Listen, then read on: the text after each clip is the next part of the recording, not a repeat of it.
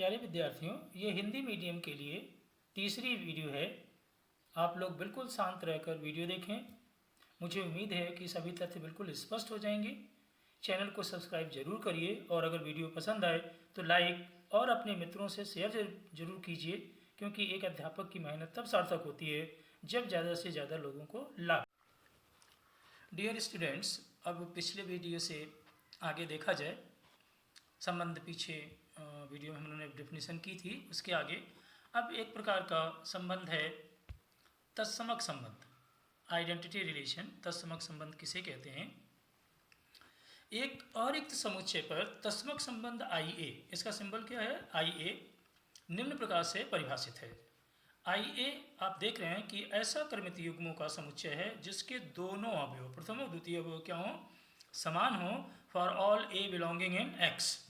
उदाहरण देखिए, यदि a is equal to a b c है तो जो एलिमेंट प्रथम स्थान पर रखेंगे वही द्वितीय पे, और सभी अवयवों के साथ ऐसा लिखेंगे जैसे बी बी और सी सी। तो इस तरह का संबंध कहलाता है तत्समक संबंध। मान लिया हमने कोई सेट 1 2 3 ले लें, a इज इक्वल टू कितना ले लें? 1 2 3 ले लें। तो इसका मतलब इसका जो आई ए होगा वो आप समझ सकते हैं कि इसमें जो क्रमित युग्म होंगे वो 1 1, दूसरा कौन सा होगा? 2 2, और तीसरा कौन सा हो गया? 3 3, और इनका समुच्चय बना देंगे तो ये आई ए हो जाएगा। तो उम्मीद करते हैं कि अब समझ में आ गया होगा।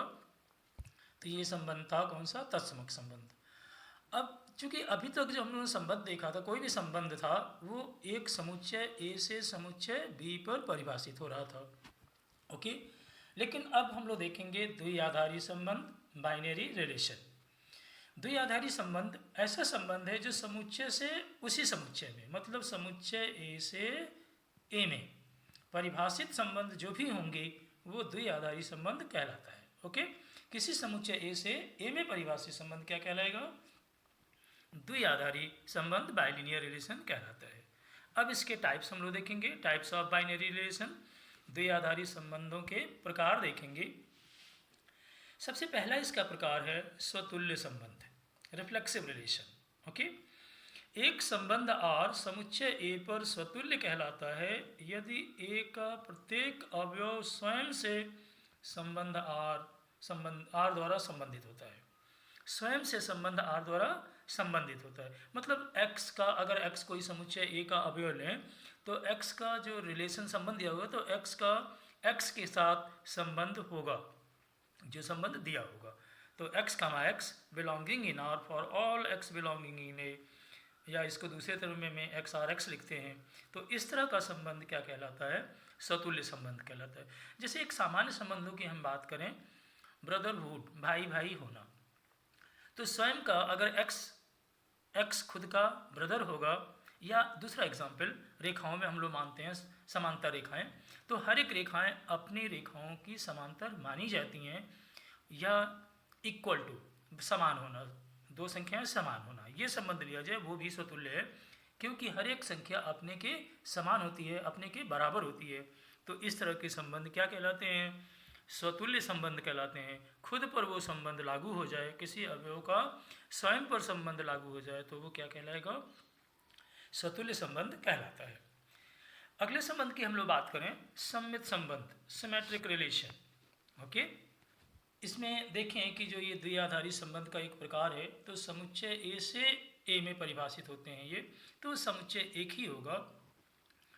तो एक संबंध आर समुच्चय ए पर सममित तब कहलाता है जब, देख रहे हैं ना कि x y belonging in R implies that y x belonging in are.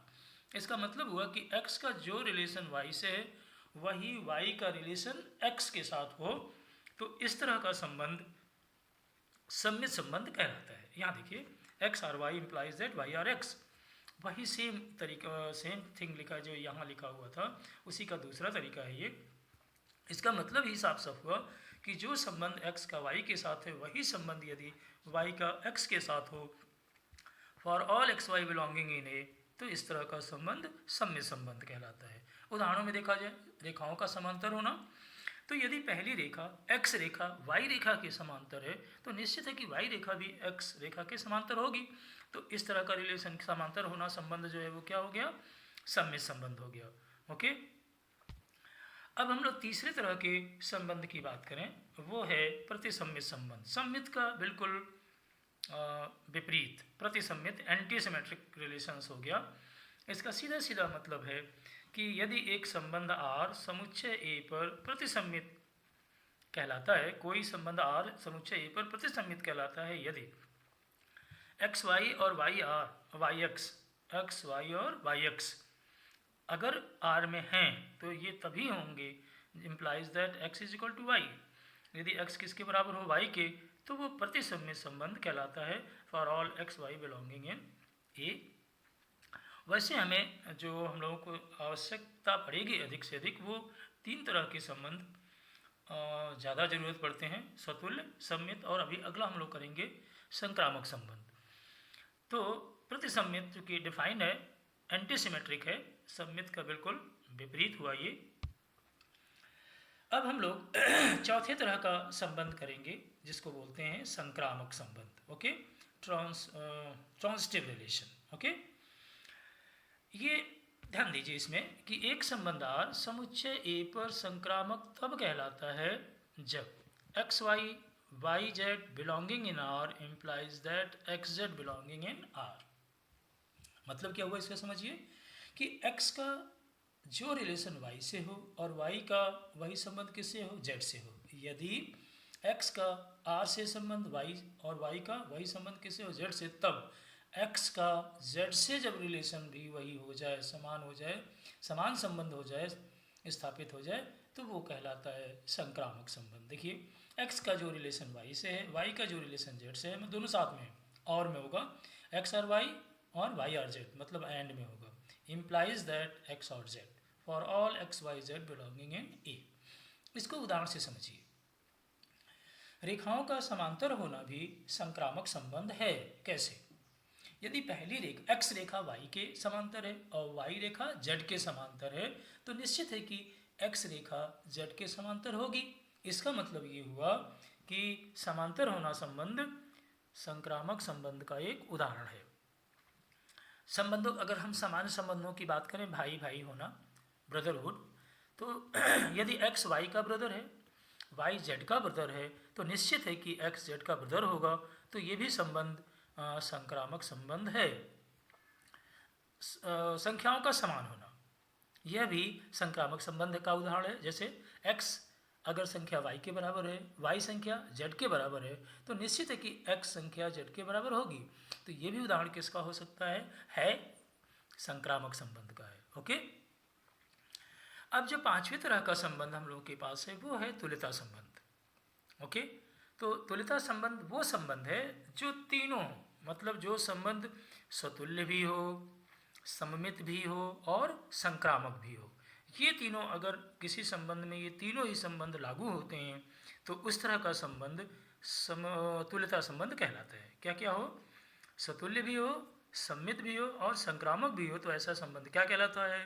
तुल्यता संबंध कहलाता है। स्पष्ट यहाँ लिखा हुआ है, एक संबंध R किसी समुच्चय A पर तुल्यता संबंध कहलाता है यदि वो स्वतुल्य भी हो, सम्मित भी हो और संक्रामक भी हो। अर्थात x r x for all x belonging in A, ये स्वतुल्य क्या हो गया? x r y, y r x implies that में फॉर ऑल x y, ये सम्मित का हो गया। और यहाँ देखिए किसका हो गया? ट्रांजिटिव का, संक्रामक का हो गया। x r y, y r z implies that x और z for all x y z belonging in A। तो इस तरह से अगर कहीं तुल्यता किसी संबंध को हमें तुल्यता संबंध सिद्ध करना है तो इसका मतलब हम उसमें तीनों संबंध सिद्ध करेंगे। कौन कौन सा? स्वतुल्य भी, सम्मित भी और संक्रामक भी, तब वो जाके क्या कहलाएगा? तुल्यता संबंध कहलाएगा। तो हम लोगों ने 5 तरह के संबंध देखे हैं: स्वतुल्य, सममित, प्रतिसम्मित, संक्रामक और अंत में तुल्यता संबंध। अब जैसे हम यहाँ पे क्वेश्चन ले रहे हैं कि हमें किसी क्वेश्चन में देखना होगा कि सम्मित है, संक्रामक है, ठीक, या तुल्यता संबंध होगा कि नहीं होगा। तो क्वेश्चन देखते हैं इस पे आधारित। देखिए यहाँ पे क्वेश्चन क्या लिखा हुआ है, क्या दिया हुआ है, कैसे हम करेंगे इसको। कुछ नहीं होता है इस तरह की मैथ में, केवल कुछ स्टूडेंट्स या कुछ लोग भ्रम पाल लेते हैं कि ये टॉपिक कठिन है, कठिन कुछ नहीं होता है, बार बार हम कहते हैं। ये तो और ही आसान हम इस गणित को मानते हैं, क्योंकि इसमें किसी कैलकुलेशन का झंझट नहीं होता है, किसी फार्मूले का झंझट नहीं होता है, केवल प्रॉपर्टी पे आधारित होती है ये मैथ। देखिए एक प्रॉब्लम ले रहे हैं और इस तरह का ही बोर्ड में आता है। बोर्ड में या तो तुल्यता संबंध सिद्ध करना होगा या कोई रिलेशन दिया होगा तो कहेंगे कि सममित है और संक्रामक और स्वतुल्य नहीं है, या स्वतुल्य है सममित और संक्रामक नहीं है, या स्वतुल्य और सममित है संक्रामक नहीं है, ये सब सिद्ध करिए। तो इस तरह का बोर्ड में एक क्वेश्चन जरूर आता है। ओके, तो देखिए जैसे क्वेश्चन क्या दिया है, माना A इज इक्वल टू एक सेट दिया हुआ है x बिलोंगिंग इन z। z आप जानते हैं पूर्णांकों का समुच्चय है और उसका मान कहाँ से कहाँ तक लिया गया है, वो उन पूर्णांकों का कौन से लिए गए हैं, 0 is less than equal to x is less than equal to 12। मतलब इस A में जो अवयव होंगे इस A में वो 0 से लेके 12 तक होंगे। एक समुच्चय ये A है जिस पर एक संबंध R इस प्रकार परिभाषित है कि R इज इक्वल टू, ये संबंध दिया हुआ है कि R is equal to x y, क्रमित युग में इसी तरह संबंध दिए होते हैं, और एक्स वाई इन जगहों पे इस तरह से लिखा जाएगा जिससे कि उनका अंतर का मॉड, ठीक है, 4 का गुणज है। ओके, ये दिया हुआ क्वेश्चन में। सिद्ध कीजिए कि R एक तुल्यता संबंध है।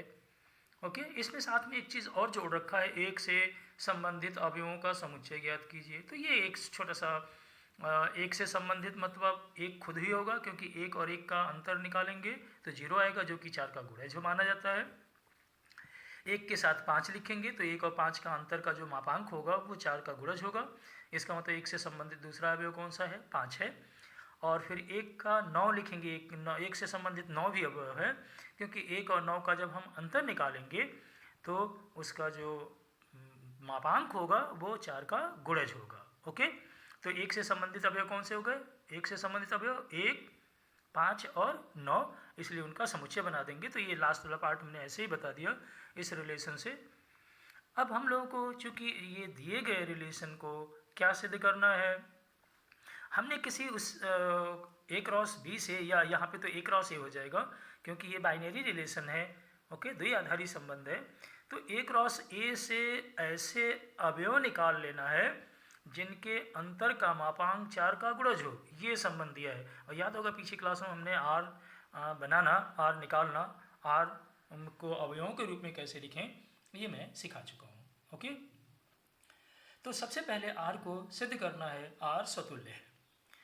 स्वतुल्य देखिए x R x मतलब y की जगह भी x लिया जाता है, तो वहाँ x माइनस वाई है, y की जगह x लेके देखते हैं कि स्वतुल्य है कि नहीं। तो जब हम x माइनस एक्स का मॉड निकालेंगे तो 0 आएगा, और 0 चूँकि किसका गुणज है, 4 का गुणज है। इसका मतलब x कमा x किस में बिलोंग कर गया, R में बिलोंग कर गया, राइट। अतः जब x कमा x R में बिलोंग करता है मतलब x का रिलेशन x के साथ सिद्ध हो जाता है, तो वो संबंध क्या होता है, स्वतुल्य होता है। इसलिए हम लोगों ने सिद्ध कर लिया कि ये जो क्वेश्चन में R दिया हुआ है वो स्वतुल्य है, ये संबंध था। ओके, ध्यान दीजिए। अब इसको दूसरा हम लोगों को देखिए, तुल्यता संबंध सिद्ध करने के लिए हमें इसे स्वतुल्य भी सिद्ध करना होगा, सममित भी सिद्ध करना होगा और संक्रामक भी सिद्ध करना होगा। हम लोगों ने स्वतुल्य सिद्ध कर दिया, अब सिद्ध करना है सममित। सममित में सिंपल सी बात है कि हम लोग कहते थे x R y belonging in R implies that y x belonging in R, मतलब एक्स और वाई के स्थान बदलने पर भी वो उस रिलेशन में बिलोंग करे रहे तो वो सिमेट्रिक होता है। तो देख लीजिए हम लोगों ने x y belonging in R ले लिया और क्या सिद्ध कर दें, y x belonging in R सिद्ध कर दें तो ये सम्मित हो जाएगा। तो x y belonging in R का मतलब यहाँ देख रहे हैं सीधे सीधे दिया है कि मॉड एक्स माइनस वाई 4 का गुणज होगा, तो वही हमने लिख दिया, मॉड एक्स माइनस वाई किसका गुणज होगा, 4 का गुणज होगा। ओके, अब आप जानते हैं कि मॉड के अंदर माइनस कॉमन ले लें तो कोई अंतर नहीं पड़ता, हमने माइनस से एक कॉमन ले लिया मॉड के अंदर, यहाँ देखिए तो वो मॉड वाई माइनस एक्स बन गया।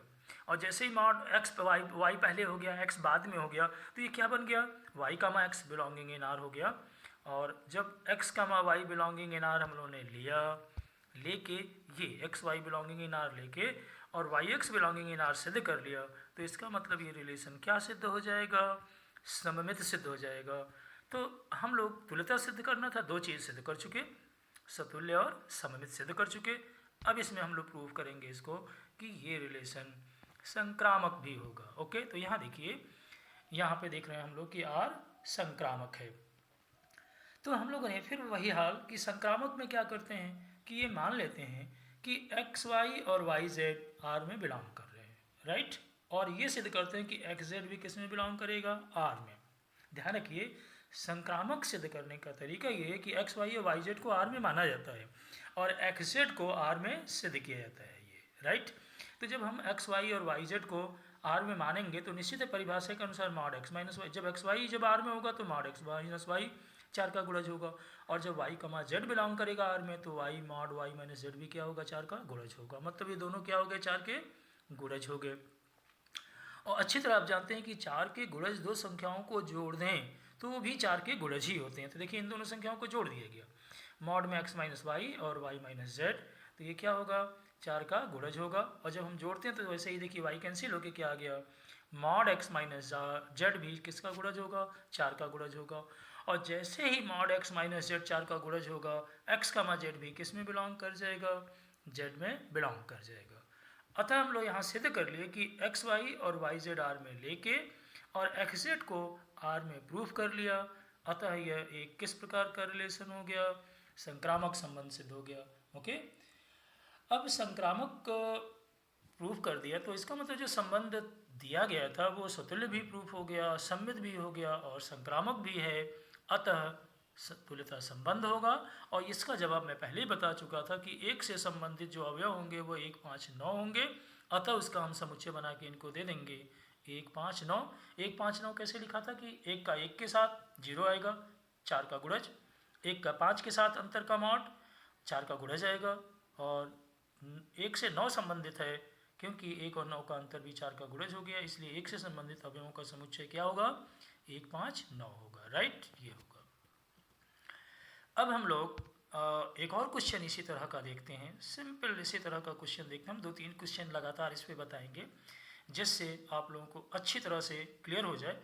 अगला क्वेश्चन देखा जाए। ओके, देखिए क्या है इसमें, अगले क्वेश्चन में स्पष्ट दिया हुआ है पूर्णांकों के समुच्चय जेड पर। इसका मतलब यहाँ ए न दे के जेड दे दिया है, इसका मतलब अवयव कौन से लिए जाएंगे, पूर्णांक लिए जाएंगे, कोई भी पूर्णांक। इस प्रकार परिभाषित है कि r is equal to order pair x y, इस हिसाब से लेंगे कि x माइनस वाई एक सम संख्या आएगी, x माइनस एक्स और y का अंतर क्या आएगा, एक सम संख्या है।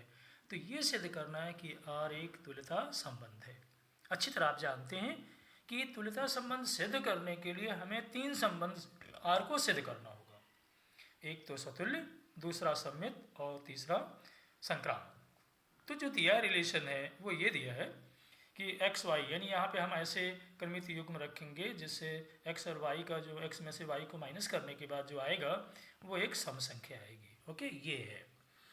अब आपको बताया था कि स्वतुल्य के लिए हम वाई की जगह एक्स रख दें। तो देखिए इस दिए गए संबंध में एक्स माइनस एक्स निकालें 0, और 0 को क्या माना जाता है, सम संख्या माना जाता है। अतः एक्स कमा एक्स भी किस में बिलोंग कर गया, आर में बिलोंग कर गया।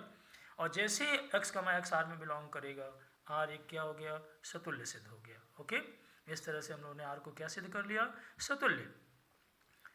आर सम्मित है तो आप लोगों को ध्यान होगा कि एक्स वाई को किस में मानते थे, आर में, और वाई एक्स को किस में सिद्ध कर दें, आर में, तो वो सम्मित हो जाएगा। सो इजी, देखिए एकदम आसान हो जाएगा।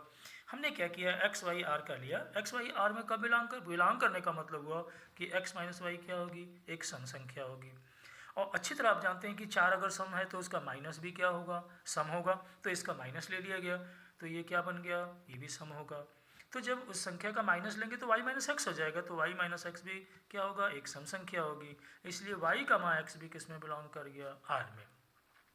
अतः इस क्वेश्चन में x y belonging in R implies that, हम लोगों ने क्या सिद्ध किया, x y belonging in R implies that y x belonging in R. और ये किसकी कंडीशन है, सम्मित की कंडीशन है। इसका मतलब ये रिलेशन क्या प्रूफ हो गया, सम्मित प्रूफ हो गया।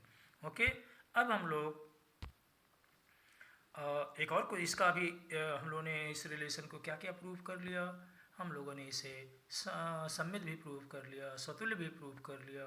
और क्या सिद्ध करना अब हम लोगों को इसमें, आर संक्रामक है। ओके, संक्रामक सिद्ध करने के लिए हम लोग 2 एलिमेंट लेते हैं आर का, एक्स वाई और वाई जेड। एक्स वाई और वाई जेड आर का लेके और क्या सिद्ध कर, ये एक्स वाई और वाई जेड आर का लेके क्या सिद्ध करना होता है, एक्स जेड आर में बिलोंग करेगा। तो सो इजी, परिभाषा ध्यान रखिए कि एक्स वाई आर में बिलोंग करने का मतलब हुआ कि एक्स माइनस वाई सम संख्या होगी, ऐसा परिभाषा में दिया आर के। और वाई जेड आर में बिलोंग करने का मतलब वाई माइनस जेड सम संख्या होगी। और अच्छी तरह जानते हैं आप लोग कि जब दो सम संख्याओं को जोड़ें तो क्या होगी, एक सम संख्या आएगी। इसका मतलब इन दोनों को जोड़ दिया गया तो भी सम संख्या आई। और इसका मतलब जोड़ते ही एक्स माइनस जेड प्राप्त हो गया, वाई वाई कैंसिल होके, तो एक्स माइनस जेड भी क्या हो गई, एक सम संख्या हो गई। ओके, तो जब एक्स वाई और वाई जेड को हम लोगों ने आर में बिलोंग कराया तो उसे एक रिजल्ट हम लोगों को मिल गया कि एक्स माइनस जेड भी क्या है, एक सम संख्या है। और जैसे ही एक्स माइनस जेड सम संख्या होगी, एक्स जेड किस में बिलोंग कर जाएगा, आर में बिलोंग कर जाएगा। ओके, ध्यान रखना है, ये किस में बिलोंग कर जाएगा, आर में बिलोंग कर जाएगा। कोई प्रॉब्लम है? अब देखिए यहाँ से आर क्या सिद्ध हो गया, संक्रामक सिद्ध हो गया। ओके, अब आर सतुल्य भी सिद्ध हो गया, संक्रामक भी सिद्ध हो गया और सम्मित भी सिद्ध हो गया। इसलिए एक संबंध कैसा होगा, ये तुल्यता संबंध सिद्ध होगा। ओके, तुल्यता संबंध हम लोगों ने सिद्ध कर दिया। ओके, अब देख लीजिए यहाँ पे नेक्स्ट क्वेश्चन भी यही है कि सिद्ध कीजिए कि समतल में स्थित त्रिभुजों के समुच्चय पर संबंध सर्वांग सम है। यानी यहाँ संबंध क्या लिया जा रहा है, दो त्रिभुजों का सर्वांग सम होना। संबंध एक तुल्यता संबंध है। ओके, यानी संबंध आर को हम लोगों को, इसमें संबंध आर क्या है, सर्वांग सम है। संबंध क्या लिया गया है, दो त्रिभुजों का सर्वांग सम होना। और जानते हैं कि त्रिभुजों के समुच्चय में इसको सिद्ध करना होगा। तो सो इजी, बहुत आसान है। देखिए कैसे, ए को यहाँ मान लिया गया कि समतल में त्रिभुजों का समुच्चय है। आर को स्वतुल्य सिद्ध करें पहले। तो अच्छी तरह जानते हैं प्रत्येक त्रिभुज अपने का क्या होता है, सर्वांग सम होता है।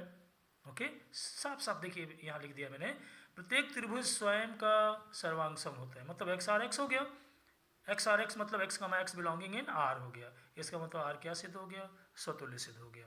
ओके, उसी अवयव का उसी के साथ संबंध। तो अगर कोई त्रिभुज, हर एक त्रिभुज जानते हैं कि अपने का सर्वांग सम होता है, इसलिए वो स्वतुल्य हो गया। दूसरा क्या सिद्ध करना है इसमें, आर सम्मित है।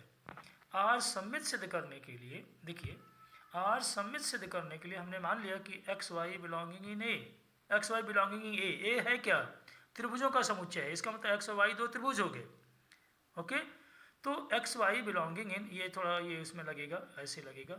ओके, एक्स का ऑर्डर पेयर में लिखेंगे, यहाँ ध्यान रखिएगा। एक्स वाई जो यहाँ लिखा हुआ है कॉमा में लग गया है, ये आप एक्स वाई और इसको ऑर्डर पेयर में लिखेंगे। एक्स वाई बिलोंगिंग इन ए का मतलब क्या हुआ, एलिमेंट्स तो हम लोगों ने एक्स वाई लिया।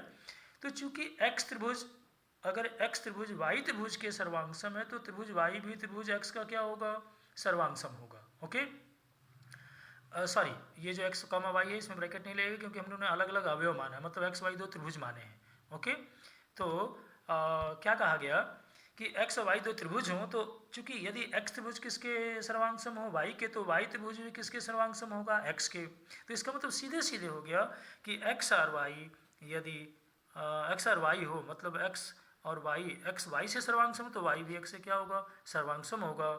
एक्स के प्रत्येक x belonging in A, x y belonging in ए, अतः आर क्या सिद्ध हो जाएगा, सम्मित सिद्ध हो जाएगा। ओके, तो यह सिंपल सा लॉजिक है कि यदि एक्स त्रिभुज वाई के सर्वांग से, तो वाई त्रिभुज भी एक्स के सर्वांग सम होगा, इसलिए ये सम्मित है। उसके बाद संक्रामक संबंध, इसको आप लिख सकते हैं अपने आप भी, लेकिन मैंने यहाँ थोड़ी वर्डिंग लिख दिया है कि हमने x Y Z belonging in ए, मतलब तीन त्रिभुज ले लिए गए, एक्स वाई और जेड। तो यदि एक्स त्रिभुज वाई के सर्वांग सम हो, वाई त्रिभुज जेड के सर्वांग सम हो, तो निश्चित है कि एक्स जेड के सर्वांग सम होगा। यही तो संक्रामक संबंध है, यही साफ साफ लिखा हुआ है कि अगर तीन त्रिभुज एक्स वाई जेड ले लें, तो यदि एक्स त्रिभुज वाई के सर्वांग सम हो, वाई त्रिभुज जेड के सर्वांग सम हो, तब त्रिभुज एक्स त्रिभुज जेड के सर्वांग सम होगा। इसका मतलब इसमें हम लोग ऐसे लिख सकते हैं, एक्स और वाई कॉमा वाई और जेड इम्प्लाइज दैट, क्या लिख देंगे, एक्स और जेड। इसका मतलब यहाँ का दिया गया जो संबंध है वो संक्रामक भी सिद्ध हो गया।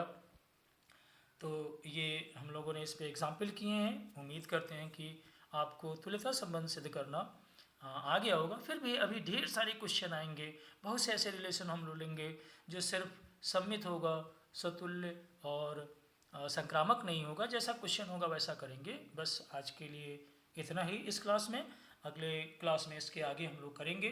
तब तक के लिए ओके, बाय।